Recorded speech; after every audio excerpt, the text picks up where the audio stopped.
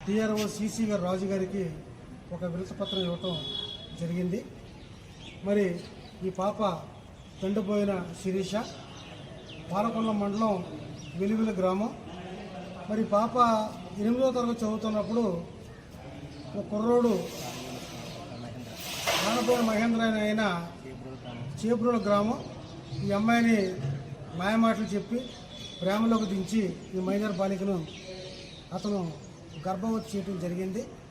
అతను పెద్దలంతా కూడా చేబ్రోలు నుంచి వచ్చి, అమ్మ మీరు కేసుకి వెళ్తే ఆ కుర్రోడు జైలుకి వెళ్తాడు కాబట్టి ఆ అబ్బాయిని మేము కాపురం పంపుతామని అమ్మాయి తల్లిదండ్రులతో నచ్చ చెప్పి మాట్లాడుకుని చేబ్రోలు గ్రామం తీసుకెళ్ళి ఆ అమ్మాయిని ఈ మైనర్ బాలికను ఆ అబ్బాయి చేత కాపురం చేయించారు ఆ గ్రామ పెద్ద.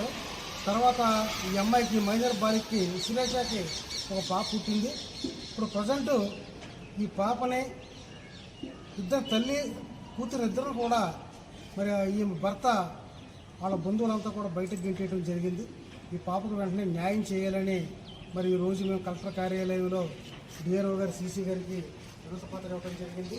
వెంటనే మరి పోలీసు అధికారులు